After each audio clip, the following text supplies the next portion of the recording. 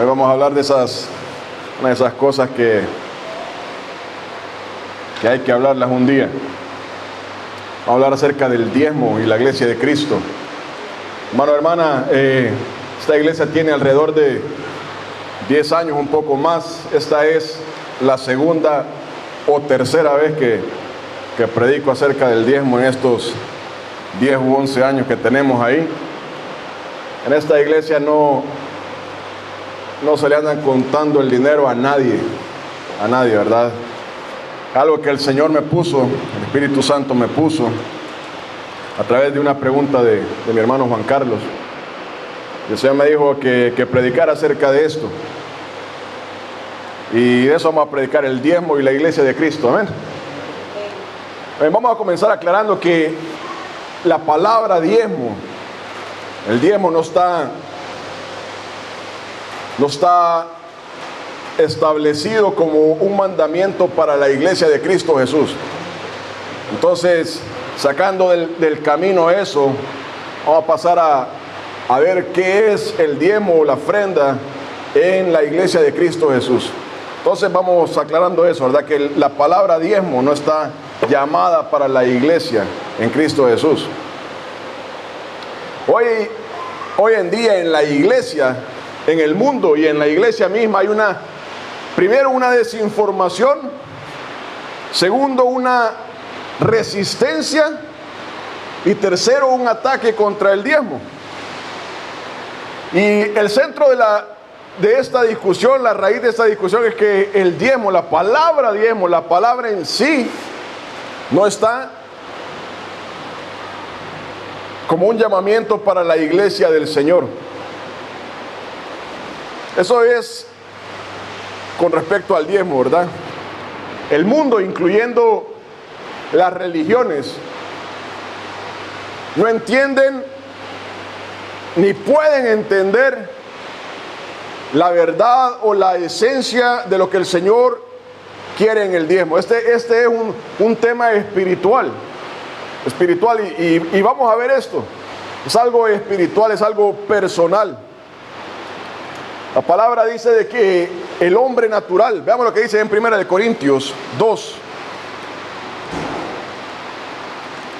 1 Corintios 2, versículo 14.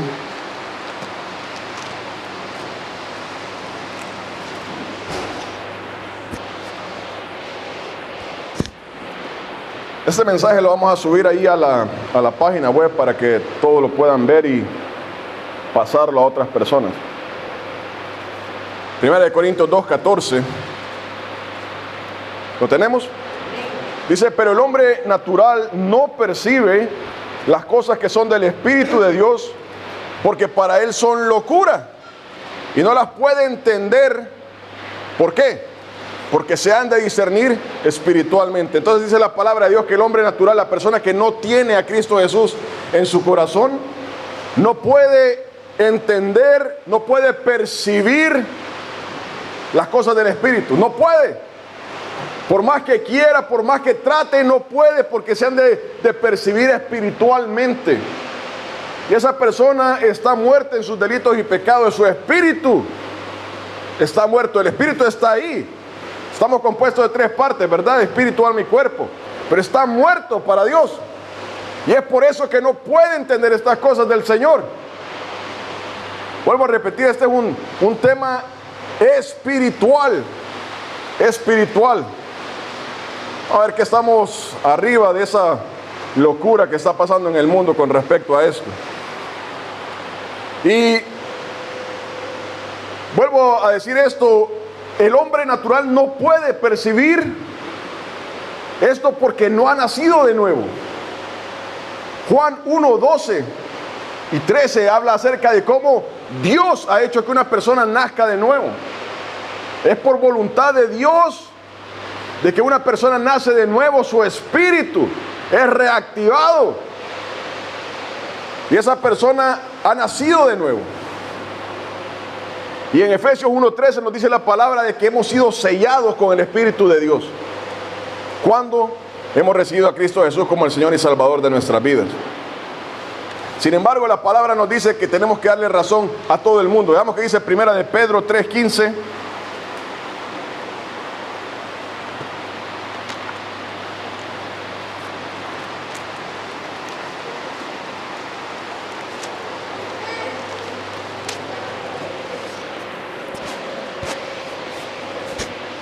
Entonces, aunque el mundo no entienda, dice la palabra en el versículo 15, sino santificad a Dios el Señor en vuestros corazones.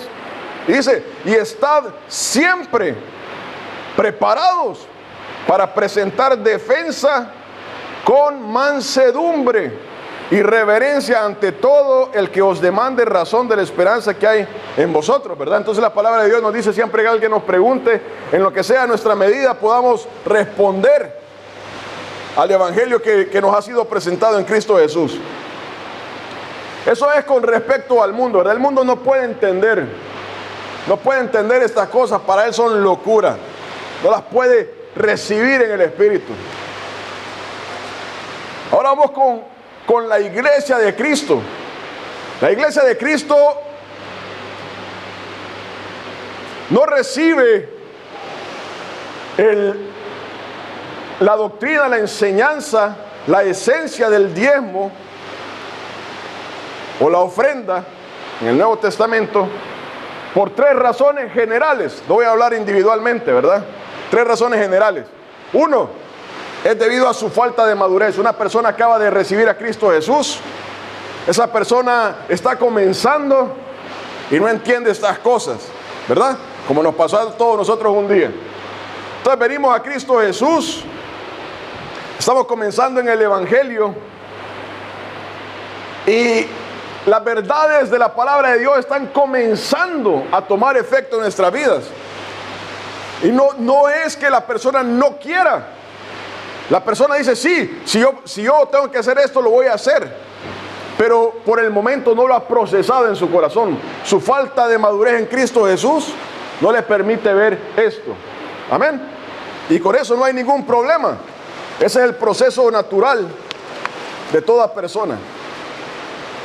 Dos, la desinformación. Yo no he leído, yo no he visto, nadie me ha dicho y por lo tanto no lo recibo.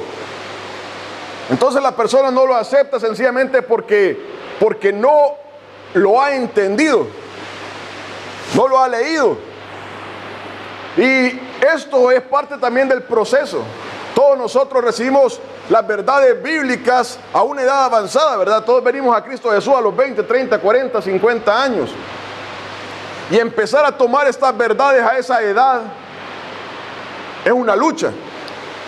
Hay que vencer la carne para todas las verdades bíblicas. Tampoco hay problema con esta persona. Tres, es una resistencia. Una resistencia contra la esencia, el espíritu de la palabra en el diezmo. Este sí es problema. Este sí es el problema en la iglesia de Cristo Jesús. Cuando hay una resistencia, dije primeramente, honestamente la persona dice, bueno, lo voy a entender un día. Gloria a Dios, ¿verdad? Segundo es, nunca lo he oído. Pero tercero es una resistencia. Ya lo oí, lo recibí, pero no lo acepto. ¿Por qué? Y ahí es donde entra la esencia de la palabra. La persona no lo acepta, no lo resiste, porque dentro de nosotros hay una tendencia a la riqueza. En cada uno de nosotros, en cada persona alrededor del mundo, toda persona nacida tiene una resistencia contra despojarse del dinero. Todos nosotros, toda persona. Entonces la persona viene a Cristo Jesús, la palabra de Jesús la confronta y dice, no lo recibo, no lo quiero, no lo acepto. Pero no es porque no lo haya entendido, no es porque no lo haya procesado, sino porque hay una resistencia en el corazón. No, es que este es mi dinero, estas son mis posesiones, esto me lo dejó mi papá, mi mamá, esto es lo que yo he trabajado. Entonces, este sí es problema. Vuelvo a repetir, este es un tema espiritual. Aquí, hermano, hermana, en esta iglesia, no se le anda exigiendo el diezmo a nadie. A nadie. Aquí le vuelvo a repetir, esta es la segunda o tercera vez en 10, 11 años que yo he predicado acerca de esto. Y lo hago por obediencia al Espíritu Santo. A mí no me gusta hablar de esto. Eso es algo personal, espiritual. Esa es una batalla de cada persona en Cristo Jesús. Aquí no se le anda contando el dinero a nadie. A nadie. En el nombre de Jesús se lo digo. Pero vamos a ver por qué esto es importante, hermano, hermana. Vamos a ver por qué esto es un tema espiritual. Entonces, esta resistencia sí es un problema en la iglesia de Cristo Jesús, en nosotros. Entonces, retomando el tema, el diezmo no está establecido en el Nuevo Testamento, ¿verdad? El diezmo es una sombra de una cosa espiritual. Veamos Hebreos 10:1.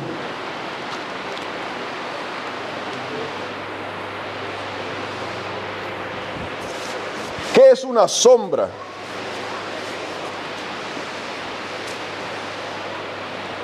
Hebreos 10:1 dice, porque la ley, el diezmo pertenece a la ley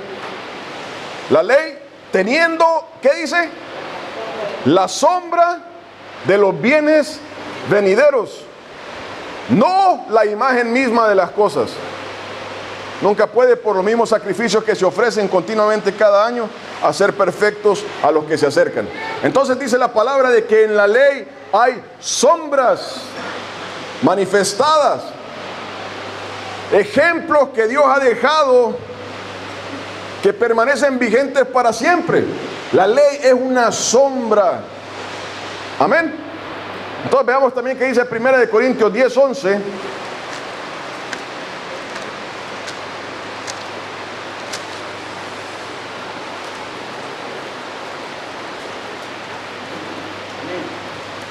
Dice, y estas cosas les acontecieron. Está hablando acerca de los israelitas que perecieron ahí en el desierto. Y estas cosas les acontecieron como ejemplo. Estas cosas les acontecieron como ejemplo y están escritas para amonestarnos. ¿A quiénes? A nosotros. Las cosas que le acontecieron a los israelitas en el desierto le sucedieron como ejemplo y están escritas para amonestarnos. ¿A quiénes? A nosotros. Entonces, estas cosas son un ejemplo, son una sombra, pero están diseñadas para nosotros.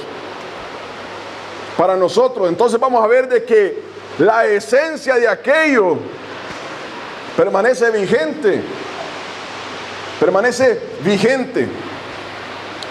La primera vez que se habla del diezmo se habla ya en Génesis 14, versículos del 17 al 20. Génesis 14 del 17 al 20. Entonces son una sombra, son un ejemplo para nosotros. Es algo que sigue vigente para nosotros.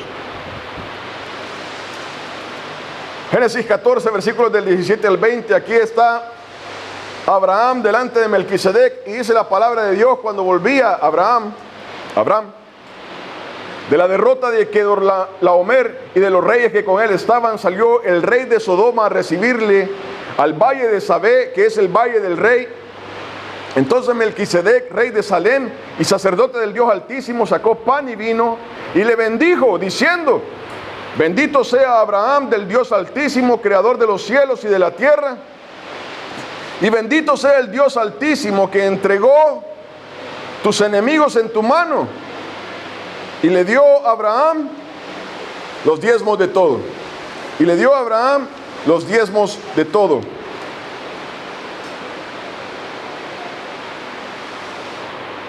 Entonces esta es la primera vez que la palabra de Dios habla acerca del diezmo. Note que esto ocurre antes de que la ley sea escrita. No había ley.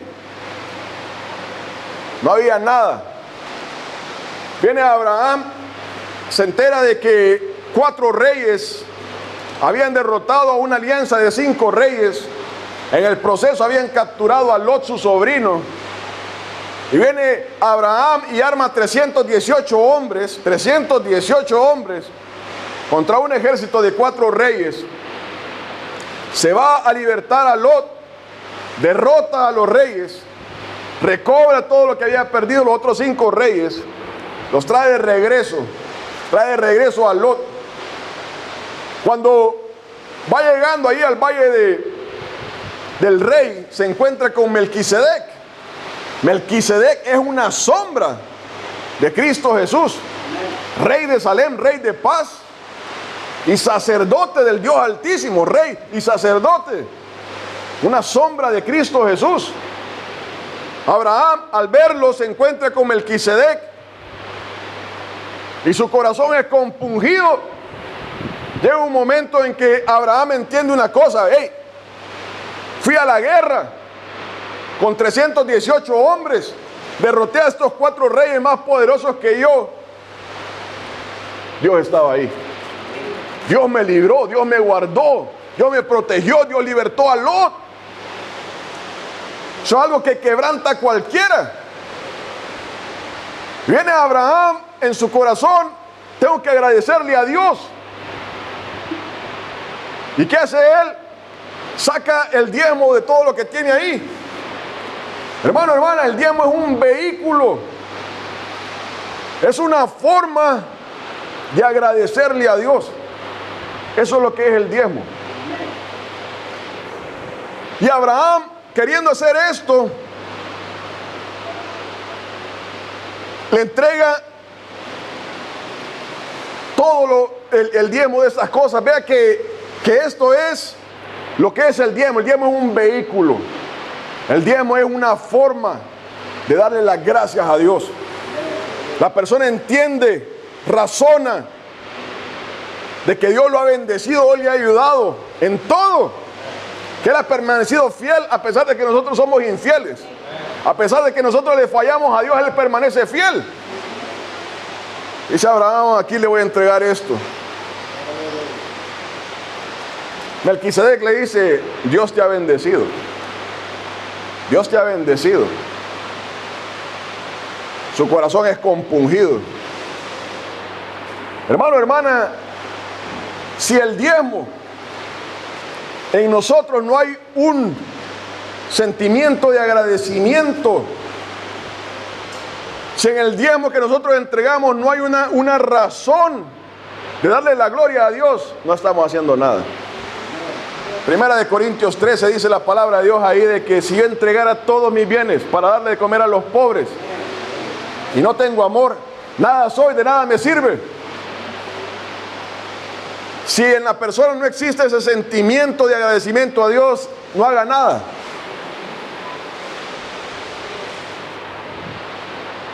Eso es lo que es el diezmo.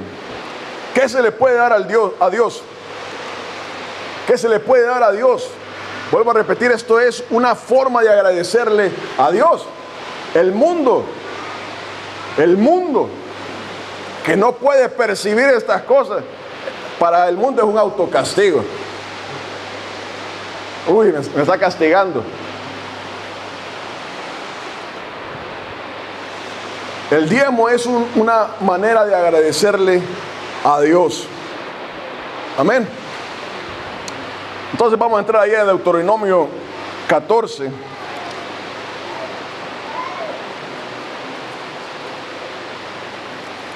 Quinto libro de la Biblia. Deuteronomio 14.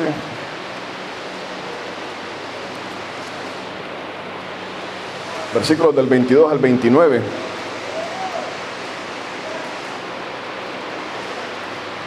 ¿Lo tenemos? Deuteronomio 14 del 22 al 29 dice: indefectiblemente diezmarás todo el producto del grano que rindiere tu campo cada año, y comerás delante de Jehová tu Dios en el lugar que Él escogiere para poner ahí su nombre.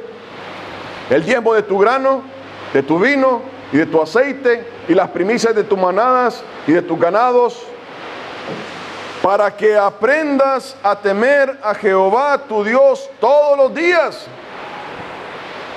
Y si el camino fuere tan largo que no puedas llevarlo, por estar lejos de ti el lugar que Jehová tu Dios hubiera escogido para poner en él su nombre, cuando Jehová tu Dios te bendijere, entonces lo venderás y guardarás el dinero en tu mano y vendrás al lugar que Jehová tu Dios escogiere y darás el dinero por todo lo que deseas, por vacas, por ovejas, por vino, por sidra o por cualquier cosa que tú deseares. Y comerás ahí delante de Jehová tu Dios y te alegrarás tú y tu familia, y no desampararás al levita que habitare en tus poblaciones, porque no tiene parte ni heredad contigo.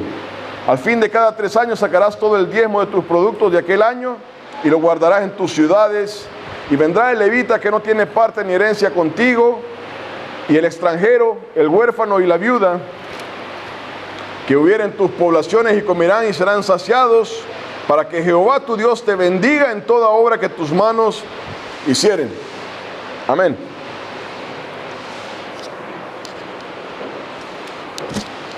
Entonces dice la palabra ahí, indefectiblemente. Esa palabra indefectiblemente quiere decir sin excusa, inevitablemente. No hay manera de pasarlo. Entonces dice indefectiblemente. Diezmarás el dinero de todo lo que produzcas. Obviamente en ese tiempo toda la gente vivía del grano y del ganado. Hoy día nosotros no vivimos de eso, ¿verdad? La mayoría de nosotros. Y dice que había que diezmarlo todo. Indefectiblemente. ¿Por qué? Hermano, hermana, y esta es la esencia, esta es el centro, la raíz del diezmo o la ofrenda. Versículo 23 dice, al final, para que aprendas, esta es la raíz, la esencia de esto, para que aprendas a temer a Jehová tu Dios todos los días. Eso es el centro de esto. El diezmo en sí no es importante. Eso no es importante en sí. Lo que es importante es esto. Esta es la verdad bíblica contenida en el diezmo. Que la persona aprenda, uno, a temer a Dios todos los días de su vida. Entonces, cuando nosotros diezmamos, estamos aprendiendo a depender de Dios. Y esa verdad bíblica no ha cesado hasta el día de hoy. Esa es la verdad bíblica que no termina ni va a terminar hasta que Cristo Jesús regrese.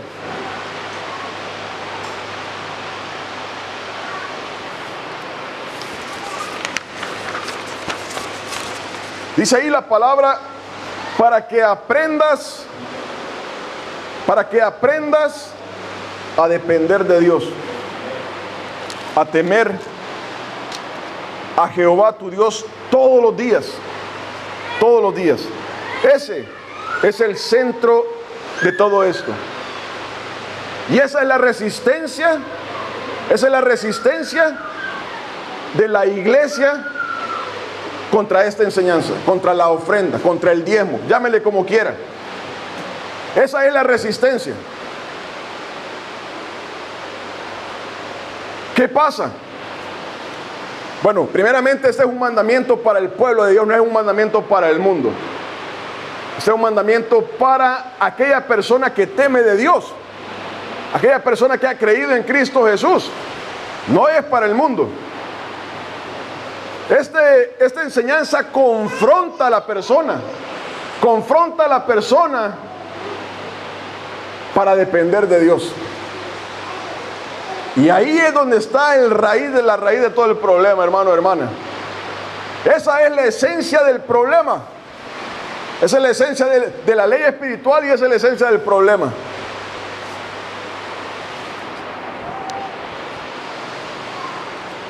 persona, usted y yo, el mundo, toda persona tiene una batalla espiritual en su corazón, en nuestro corazón, para no despojarnos de la riqueza. Usted, yo y toda persona. ¿Qué pasa? Que esta riqueza se vuelve el centro de nuestra vida. Trabajamos para hacer dinero. Y Dios lo sabe. Y lo sabemos nosotros. En Mateo 6:24 dice la palabra, Cristo hablando de esto, dice de que no se puede servir a dos señores. No se puede servir a Dios y a las riquezas. No se puede servir a Dios y esas riquezas tienen un nombre. Mamón. Tiene una identidad. Eso es una fuerza espiritual. Se llama mamón. Y eso tiene que ver con la avaricia. Toda persona tiene una lucha contra la avaricia. La iglesia de Cristo Jesús tiene una lucha contra la avaricia. Y esto es el por qué personas en la iglesia de Cristo Jesús se resisten a esto. Dios le dice, usted tiene que diezmar para que usted entienda que su confianza tiene que depender de mí. La persona dice, no, yo no acepto eso. Esa es la ley que no ha cambiado, la esencia que no ha cambiado ni va a cambiar hasta que Cristo Jesús venga. Dios enseña a la persona a través de esto a depender de Él. A depender de Él. La avaricia. La avaricia es descrita en la palabra de Dios como idolatría. La idolatría es el pecado que más aborrece Dios. ¿Por qué? Porque llega un momento en que dependemos. Hemos cambiado al Dios viviente por un ídolo. En este caso las riquezas. Ya no confío si Dios va a proveer, sino cuánto tengo en el banco. ¿Cuánto vale mi casa? ¿Cuánto vale mi carro? ¿Cuánto estoy ganando en el trabajo? Ese es el problema que tiene Dios. Y es por eso que estableció esto. Para que usted y yo podamos entender, podamos ejercitarnos en confiar en Él. Y eso no cambia ni va a cambiar, hermano o hermana. Llámele diezmo o llámele ofrenda, como se le llama en el Nuevo Testamento. El problema de la gente no es si se le llama diezmo o se le llama ofrenda. Es el hecho de la avaricia que hay en el corazón. De no despojarse ni entender lo que Dios está haciendo en su corazón.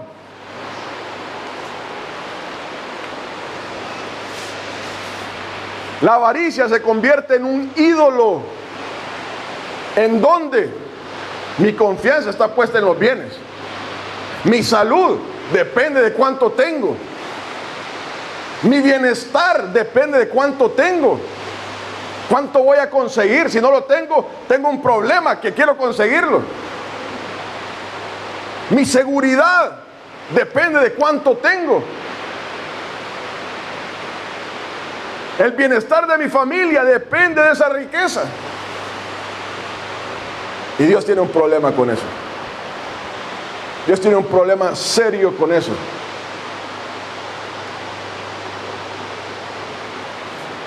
Hermano, hermana,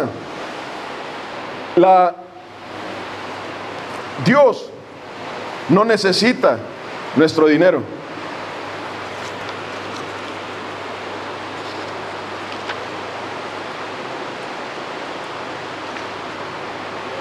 Dios no necesita nuestro dinero. La palabra dice de que todo le pertenece a Él, ¿verdad? Bueno, estoy buscando esos versículos, pero no los encuentro. Todo le pertenece a Él. Entonces, Dios ha provisto el diezmo como un ejercicio, como una batalla para que el cristiano venza eso. Dice la persona en el mundo, hermano, hermana, eso es del Antiguo Testamento. Eso es del Antiguo Testamento. Veamos qué dice Malaquías 3.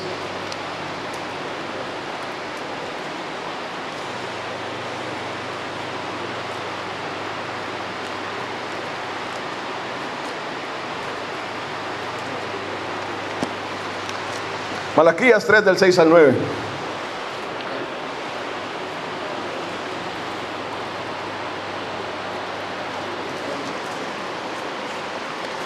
Uno antes de Mateo.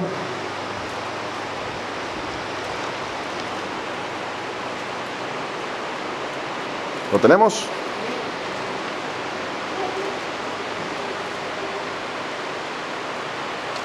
Dice la palabra: porque yo, Jehová, no cambio. Por esto, hijos de Jacob, no habéis sido consumidos.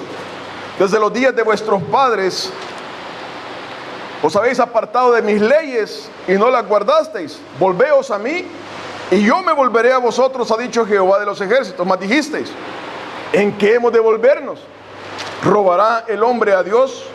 Pues vosotros me habéis robado. Y dijisteis: ¿en qué te hemos robado? En vuestros diezmos y ofrendas. Malditos sois con maldición, porque vosotros, la nación toda, me habéis robado. Y dice la gente, hermano, hermana, eso es de la ley, del Antiguo Testamento. Y así es. Y así es. Muy bien dicho, así es. Ahí, el principio que estableció ahí en Levítico, en Deuteronomio, dice: ustedes tienen que aprender a temer de mí, a entender que su confianza tiene que estar en mí. Esa es la razón de todo. A Dios no le interesa el diezmo. Dios no va a hacer nada con nuestro dinero, con los animales. Mío es la plata y el oro, dice el Señor. Mío es el ganado del campo. Dios no va a hacer nada con eso.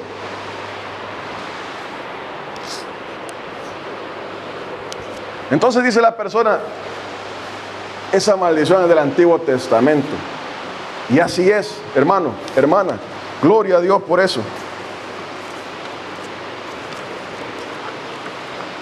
Pero aquí viene la razón por qué el Señor me puso este mensaje para esta iglesia. Vuelvo a repetir, hermano, hermana, esta no es algo para buscar el diezmo de nadie. Por favor, entienda eso. Quiero que entienda eso. Le quiero decir la razón de esto. Dios dice ahí que maldice a estas personas porque le han robado. No es el hecho del diezmo, es la avaricia. Es la avaricia la que condena a Dios. Es esa idolatría por el dinero la que condena a Dios. A donde la persona dice: no, yo confío en mis riquezas, no confío en Dios. No se lo dice así al Señor, pero con sus acciones lo está haciendo. Entonces, 1 Corintios 6, versículos del 9 al 10.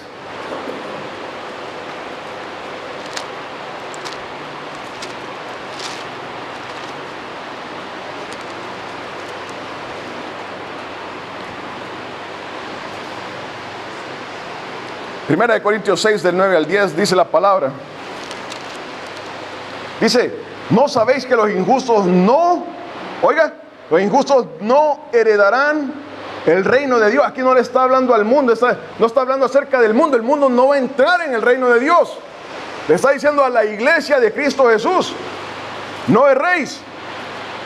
La persona que está en Cristo Jesús, dice: no erréis. Ni los fornicarios, dice, ni los idólatras.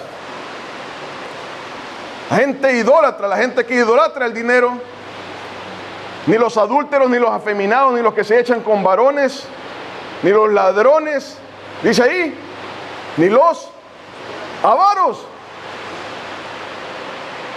La persona avara en Cristo Jesús no va a entrar al reino. Esa maldición es del Antiguo Testamento.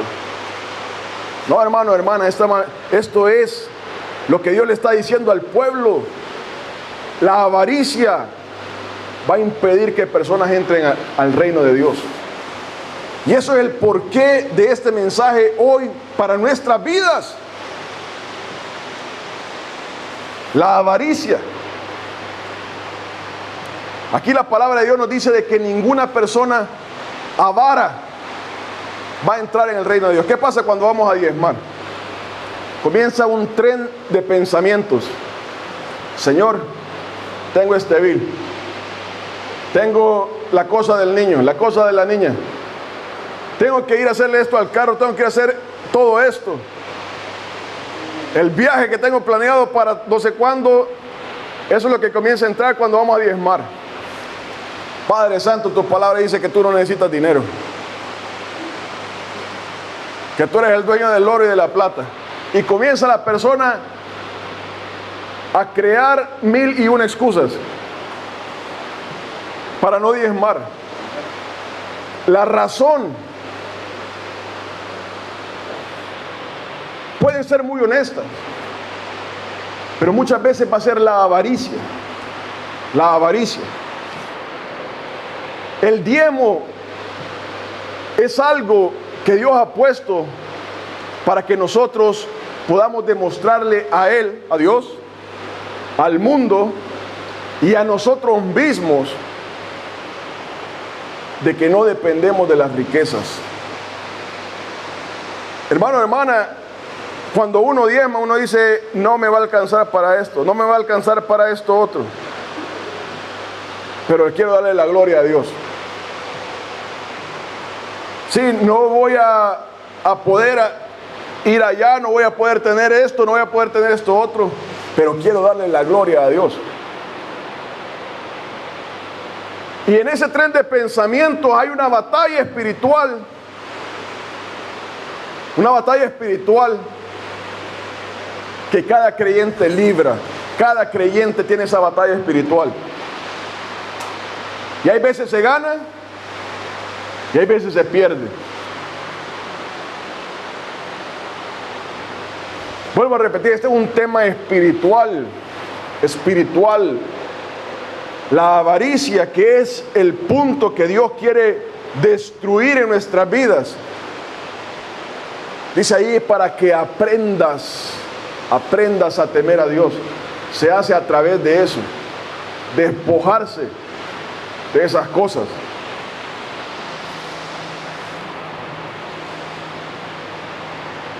Ese es el motivo. La salvación se pierde, hermano, hermana. Ese pasaje que leíamos ahí en 1 Corintios 6, versículos del 9 al 10 y continuando, le está hablando a la iglesia de Cristo Jesús. No le está hablando al mundo. El mundo está perdido, muerto en sus delitos y pecados, dice la palabra. Pero dice, la persona que esté en Cristo Jesús y sea un fornicario, sea un adúltero, sea un homosexual, sea un avaro, sea un ladrón, sea un mentiroso, no va a entrar en el reino de los cielos. Que dice que está en Cristo Jesús. Es por eso lo importante de esto.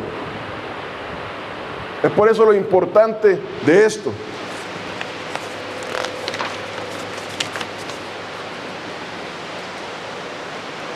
Entonces dice la persona, eso era para el Antiguo Testamento. Hermano, hermana, eso no es para el Antiguo Testamento.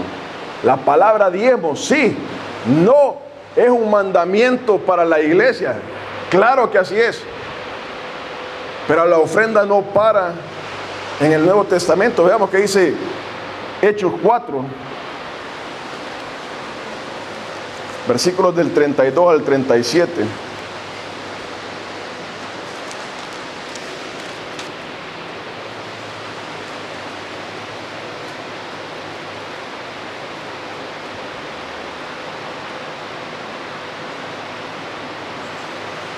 ¿Lo tenemos? Dice, y la multitud de los que habían creído era de un corazón y un alma, y ninguno decía ser suyo propio nada de lo que poseía, sino que tenían todas las cosas en común, y con gran poder los apóstoles daban testimonio de la resurrección del Señor Jesús, y abundante gracia era sobre todos ellos. Así que no había entre ellos ningún necesitado. ¿Por qué? Porque todos los que poseían heredades o casas las vendían y traían el precio de lo vendido y lo ponían a los pies de los apóstoles, y se repartía a cada uno según su necesidad. Entonces José, a quien los apóstoles pusieron por sobrenombre Bernabé, que traducido es hijo de consolación, levita, natural de Chipre, como tenía una heredad, la vendió y trajo el precio y lo puso a los pies de los apóstoles. En la discusión del diezmo nunca va a aparecer ese pasaje. Que voy a vender mi casa, que voy a vender mi herencia para presentarlo al Señor. Ya no es el 10%, tal vez es todo lo que tenía. Ese ya no aparece en la discusión ese. No, hermano, ese no es para nosotros. Y continúa en Hechos 5. Dice: pero cierto hombre llamado Ananías, con Zafira su mujer, vendió una heredad y sustrajo del precio, sabiéndolo también su mujer, y trayendo solo una parte, la puso a los pies de los apóstoles. Y dijo Pedro: Ananías, ¿por qué llenó Satanás tu corazón para que mintieses al Espíritu Santo y sustrajeses del precio de la heredad, reteniéndola? No se te quedaba a ti, y vendida no estaba en tu poder. ¿Por qué pusiste esto en tu corazón? No has mentido a los hombres, sino a Dios. Al oír a Ananías estas palabras, cayó y expiró, y vino un gran temor sobre todos los que lo oyeron. Y levantándose los jóvenes, lo envolvieron y sacándolo lo sepultaron. Pasado un lapso como de 3 horas, sucedió que entró su mujer, no sabiendo lo que había acontecido. Entonces Pedro le dijo: dime, ¿vendiste en tanto la heredad? Y ella dijo: sí, en tanto. Y Pedro le dijo: ¿por qué convinisteis en tentar al Espíritu Santo, al Espíritu del Señor? He aquí a la puerta los pies de los que han sepultado a tu marido, y te secarán a ti. Al instante ella cayó a los pies de él y expiró. Y cuando entraron los jóvenes, la hallaron muerta, y la sacaron y la sepultaron junto a su marido. Y vino gran temor sobre toda la iglesia y sobre todos los que oyeron estas cosas.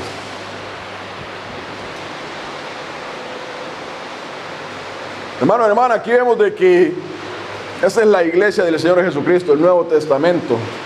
Esa es la palabra aquí de que empezaron a vender todas las cosas, tenían todas las cosas en común. ¿Será que Dios quiere que vendamos todo y lo entreguemos a la iglesia, y si no, nos va a quitar la vida? La respuesta es no. No. Este es un ejemplo que está estableciendo el principio de la mayordomía. La mayordomía consiste en que todos los bienes que poseemos están al servicio del Señor. Todo lo que nosotros tenemos está al servicio del Señor, sea lo que sea. Una cosa es saberlo, ¿verdad? Y otra cosa es ponerlo en práctica, que es parte del problema que estamos hablando. Ahí es donde cada persona tiene que vencer la avaricia. Esa es la batalla espiritual, real, detrás de todo esto. No es el diezmo, no es la ofrenda en sí. Dios no le interesa el dinero de nadie. Dios es espíritu. Sino que Dios le está enseñando al hombre, al creyente, a la creyente, a depender de Él. No tengo, estoy esperando en el Señor. Estoy enfermo, estoy esperando en el Señor. Amén.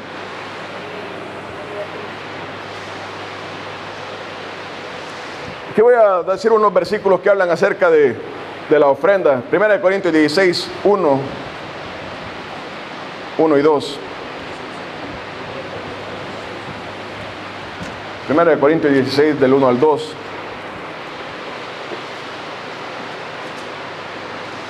La gente dice, la palabra de Dios no dice diezmo en el Nuevo Testamento. Veamos que dice aquí la palabra en cuanto a la ofrenda.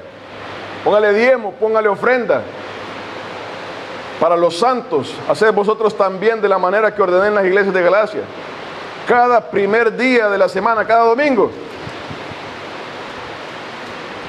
Cada uno de vosotros ponga aparte algo como según haya prosperado. Es proporcional, ¿verdad? Dios no nos pide lo que no tenemos. Según haya prosperado, guardándolo para que cuando yo llegue no se recojan entonces ofrendas. Entonces dice la palabra ahí que tenemos que dar según hayamos prosperado. Dios no nos pide nada que nosotros no tenemos. Vaya a conseguir aquello. Y de eso vamos a hablar dentro de poco. De algo que es una desgracia en la iglesia de Cristo Jesús. Estamos hablando de algo espiritual hoy día, algo para esta iglesia, algo espiritual, algo que se recibe en el espíritu. Esa es la batalla del creyente. Entonces la palabra dice que debemos de ofrendar ahí conforme hayamos prosperado cada semana, cada quincena, cuando nos paguen. Nosotros no cultivamos, ¿verdad? No tenemos ganados. No vamos a leer 2 de Corintios 8 del 1 al 15, 9 del 1 al 15, Gálatas 6 del 6 al 8, Santiago 2 del 12 al 13. Pero vamos a leer 2 de Corintios 8 del 1 al 15, solo para hacer un punto ahí.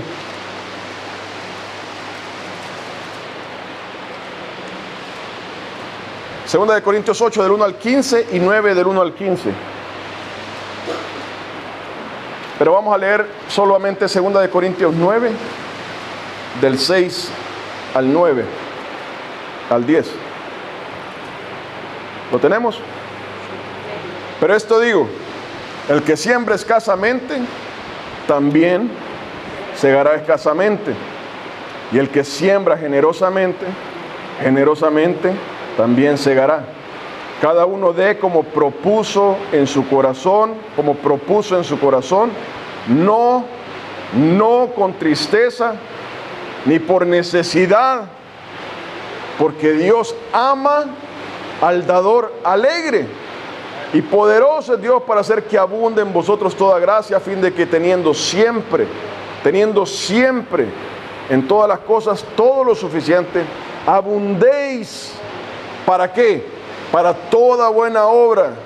Como está escrito, repartió Dios a los pobres, su justicia permanece para siempre. Y el que da semilla al que siembra y pan al que come, proveerá y multiplicará vuestra sementera y aumentará los frutos de vuestra justicia. Amén. Entonces la palabra aquí, 2 de Corintios 8 del 1 al 15, 9 del 1 al 15, está hablando acerca de la ofrenda de la iglesia. Y cómo la iglesia debía de ofrendar para las diferentes necesidades de la iglesia, de los hermanos. Y habla acerca de un principio ahí, que es como sembramos, así cosechamos. Y habla acerca de que Dios ama, ¿a quién? Al dador alegre. No lo hagan por tristeza ni por necesidad, que es lo que vamos a hablar dentro de poco, algo penoso de hablar. Pero aquí está hablando acerca de cómo el diezmo es una manera como Dios prueba nuestro corazón y nos bendice. Hermano, esto no tiene nada que ver con que usted da 100 y el Señor le va a dar 1.000.000. Esa es una mentira de Satanás.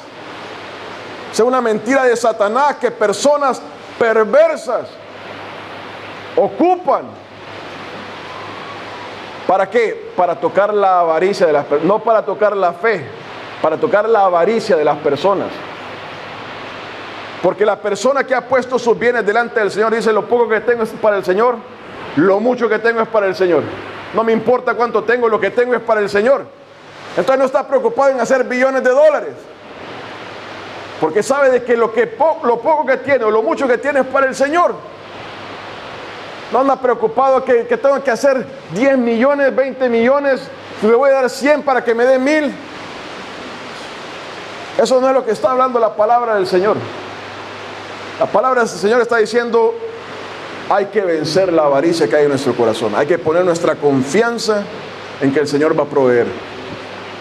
Eso viene con la enseñanza del maná, ¿verdad? Cada quien salga ese día, recoja lo que necesita para ese día. El viernes recoja doble porque va a necesitar para el día de descanso. Esa es la sabiduría que le da Dios al creyente. Esas son las cosas grandes y ocultas que el Señor nos revela a nosotros, que no necesitamos 20 billones de dólares, que el Señor va a proveer lo que necesitamos cada día. Amén. Amén. Hoy vamos a hablar algo que aquí termina lo espiritual. Esa es la enseñanza para la iglesia, para la persona que realmente cree en Cristo Jesús y está esforzándose por entrar en el reino de Dios. Aquí es donde esa es la batalla que cada uno de nosotros tenemos que presentar en nuestras vidas, en nuestro corazón. Cada uno de nosotros es una batalla, hermano, hermana. Hay que entenderlo, hay que saberlo. Ahora vamos a hablar acerca de la trampa del diablo. Esto es espiritual, sí, pero que no ocurra aquí en esta iglesia, amén. Primera de Timoteo 6, del 3 al 10.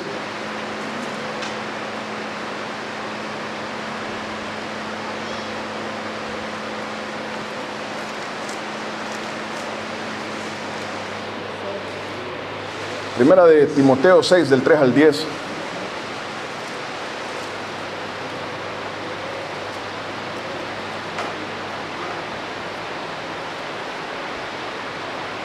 ¿Lo tenemos?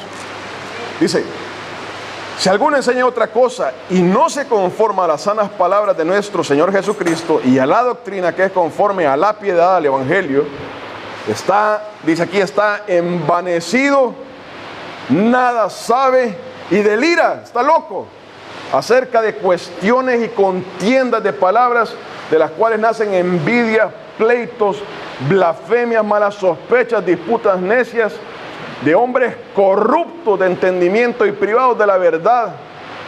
Oiga, que toman la piedad, el Evangelio de Cristo Jesús, como fuente de ganancia.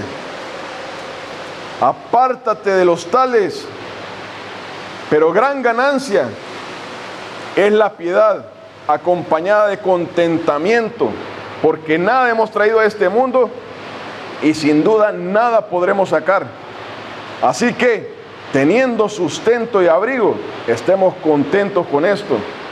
Porque los que quieren enriquecerse, oiga, porque los que quieren enriquecerse caen en tentación y lazo y en muchas codicias necias y dañosas que hunden a los hombres en destrucción y perdición, el infierno.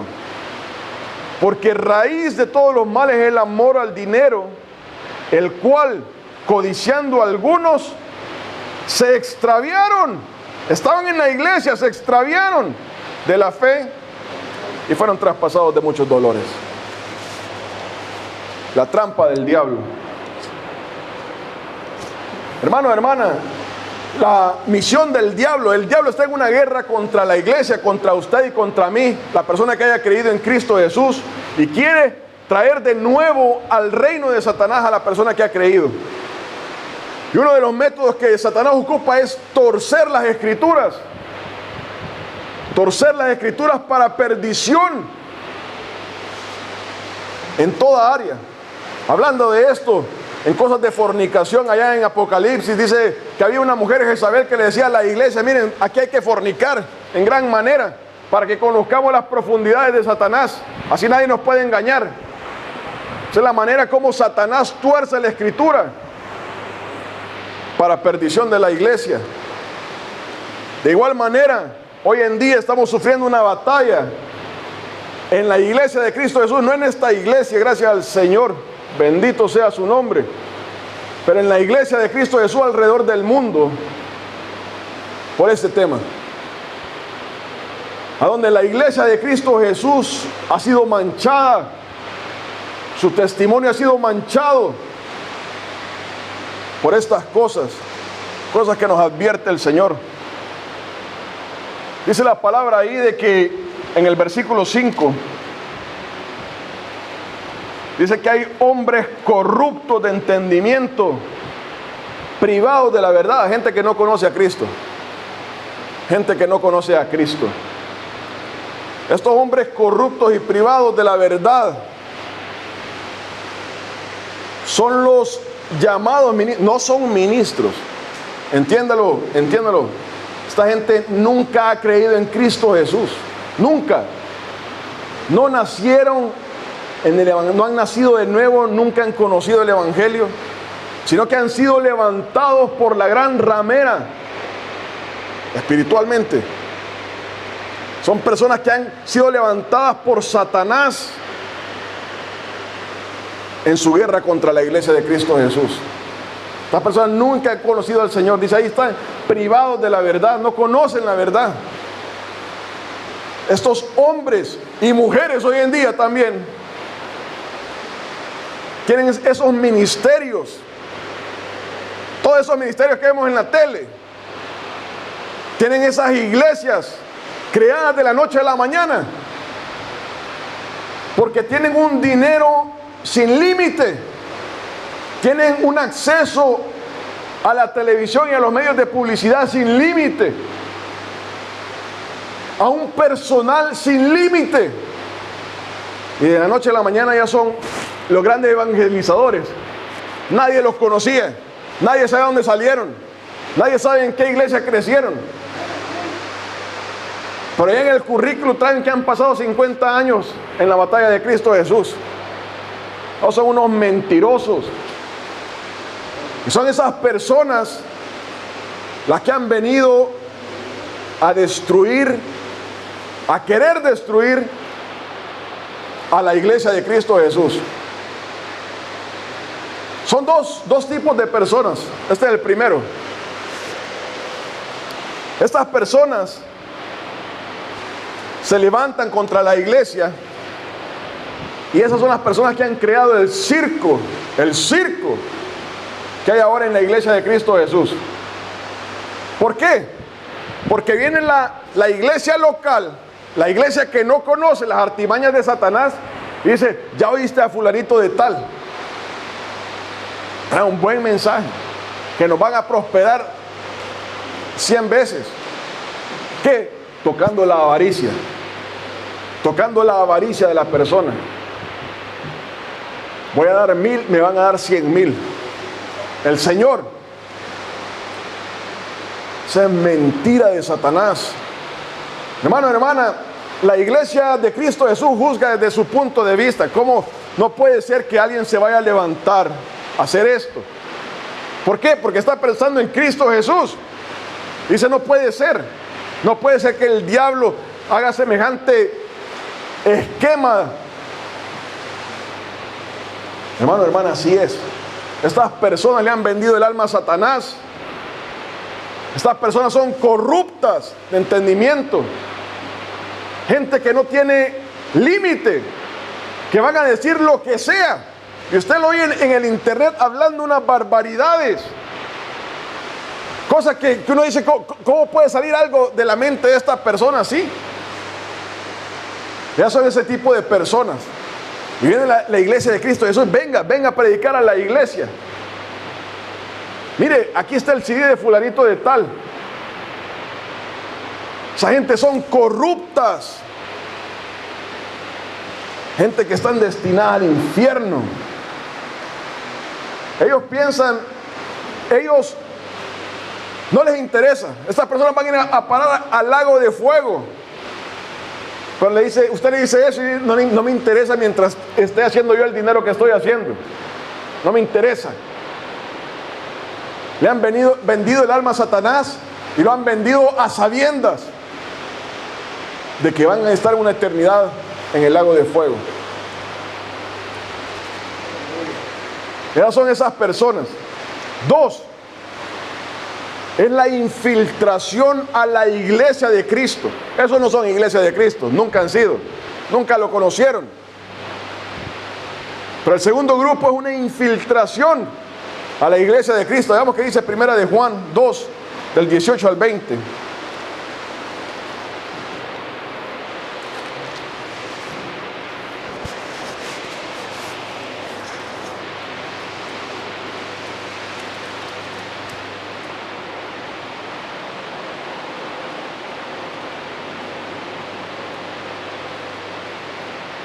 ¿Lo tenemos? Dice, hijitos, ya es el último tiempo y según vosotros oíste que el anticristo viene. Así ahora han surgido muchos anticristos. Por esto conocemos que es el último tiempo. Dice ahí, oiga, salieron de nosotros, de la iglesia. Salieron de nosotros, de la iglesia. Pero no eran de nosotros.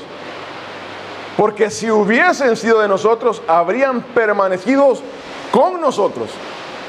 Pero salieron para que se manifestase que no todos son de nosotros. Entonces vea una cosa, estas son gente que un día creyeron en Cristo Jesús. Un día creyeron en Cristo Jesús, se apartaron. Se apartaron. Y dos, son personas que entraron a la iglesia local, no a la iglesia de Cristo. Entraron a la iglesia y dijeron, ve, aquí tengo una fuente de ganancia. Esas son la gente que están destruyendo la iglesia local. Esa es la batalla de las iglesias locales. Personas que su único propósito es hacer dinero. No están preocupadas en las almas de las personas, sino que aquí hay que hacer dinero como dé lugar. Hay que vender, hay que comprar, hay que hacer un show, hay que llamar a tal persona. Esa es la batalla que se está librando hoy en día en la iglesia de Cristo Jesús. Ese es el circo con que la iglesia de Cristo Jesús tiene que tratar hoy en día. Entonces la palabra de Dios nos advierte ahí en primera de Timoteo 3, el versículo que estábamos leyendo, dice, pero gran ganancia es la piedad acompañada de contentamiento, porque nada hemos traído a este mundo y sin duda nada podremos sacar. La misión de la iglesia no es hacer dinero, hermano o hermana. La misión de la iglesia no es andar viendo cómo podemos hacer más dinero. ¿Qué fiesta hacemos? ¿Qué cosas hacemos para hacer más dinero? La misión de la iglesia es ganar almas para Cristo Jesús. Perseverar en santidad en el Evangelio. Digo esto en el temor del Señor, hermano, hermana. En el temor del Señor, que Dios nos guarde. Que Dios nos guarde. En esta iglesia nadie, vuelvo a repetir, esta será mi tercera vez que hablo del diezmo. En esta iglesia nadie se le anda contando el diezmo, ni anda viendo cuánto usted gana, ni... Aquí la mayor preocupación que hay es que todos nosotros estemos un día con el Señor. Que cuando suene las trompetas todos partamos a la presencia del Señor. Que ninguno de nosotros se quede, amén. Versículo 8 dice, así que teniendo sustento y abrigo, estemos contentos con esto. Hermano, hermana, esto es lo que el Señor nos ha dado. Estar alquilando aquí por el tiempo que estamos, y cuando tengamos que movernos, nos movemos. Mientras tengamos esto, gloria a Dios. Si tenemos que reunirnos debajo de un árbol, gloria a Dios. Pero uno no puede comprometer el Evangelio por estas cosas. Esa no es la misión de la iglesia. Cristo Jesús no nos rescató para esto. Amén. Versículo 9, advertencia para la iglesia. Para esta iglesia, para toda iglesia de Cristo Jesús. Para cada creyente y para los que están en autoridad. Porque los que quieren enriquecerse, la persona que anda buscando dinero, caen en tentación y lazo. Caen, hermano, hermana, caen. Y en muchas codicias necias. Que queremos comprar esto, queremos hacer esto. Codicias necias y dañosas que hunden a los hombres en destrucción, primeramente, en esta vida de destrucción, y dos, perdición. Perdieron su salvación, se hundieron, resbalaron de la salvación en que habían estado. Dice, porque raíz de todos los males es el amor al dinero, el cual codiciando algunos se extraviaron. Se extraviaron de alguien que estaba bien y se perdió. Se extraviaron de la fe y fueron traspasados de muchos dolores. El diezmo o la ofrenda es algo espiritual, algo que Dios ha dejado. Es una batalla personal, algo que cada persona tiene que luchar, cada persona tiene que llegar a un entendimiento con el Señor. Esto no es de que aquí se va a obligar a nadie. Dice la persona, Dios ama al dador alegre, la persona que ha entendido en su corazón qué es lo que está detrás, qué es lo que está contenido en todo esto. Amén. Amén. Que el Señor nos bendiga, hermano, hermana.